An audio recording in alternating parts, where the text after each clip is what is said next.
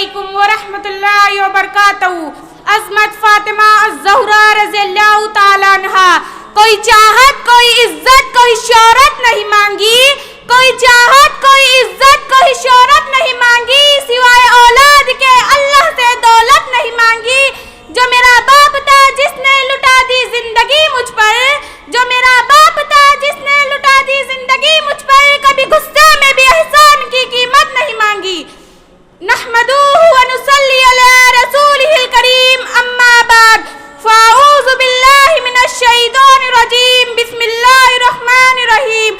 یا ایہا الذین آمنوا اتقوا اللہ وکونوا مع الصادقین. اے ایمان والو, اللہ سے ڈرو اور سچوں کے ساتھ ہو جاؤ.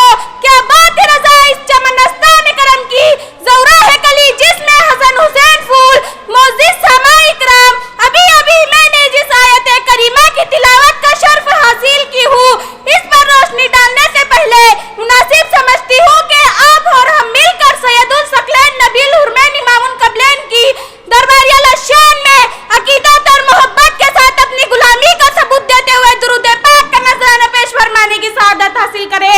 اللہم صلی علی سیدنا محمد یا رسول اللہ صلی اللہ تعالی علیہ وسلم.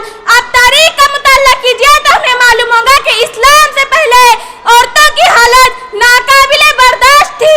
عورتوں کا کوئی مقام نہیں تھا, عورتوں کی کوئی عزت نہیں تھی, عورتوں کو کوئی نگار عزت سے نہ دیکھتے تھے, عورتوں کو صرف نفسیات خواہش کا ذریعہ سمجھتے تھے. لفظ عورت ایک گالی بن چکی تھی. جہالت یہاں تک پھیل چکی تھی کہ بیوہ عورت کو منحوس سمجھتے تھے. لوگوں کی زندگی یہاں تک پہنچ چکی تھی کہ اپنی لڑکی کو زندہ ہوتے ہی دفن کر دیا تھا. جس لڑکی کا باپ بھائی بن نہ چکے سب سے بڑی گالی تھی. عورتوں کو ناپاکی اور گندگی کا مجسمہ تصور کرتے تھے. عورتوں پر جانوروں جیسا سلوک کیا جاتا تھا. عورتوں کو حق حاصل نہیں تھا. عورتوں کی فریاد سننے والا کوئی نہیں تھا. عورتوں کی فریاد سننے والا کوئی نہیں تھا.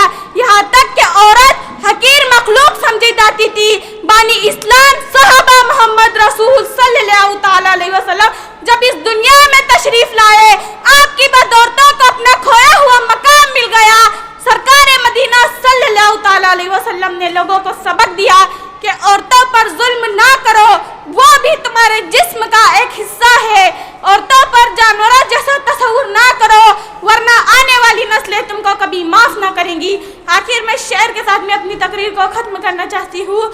گود میں لے کر گلے سے لگانا ماں کا, گود میں لے کر گلے سے لگانا ماں کا, بھول پاس گئے تو جھولا جھلانا ماں کا.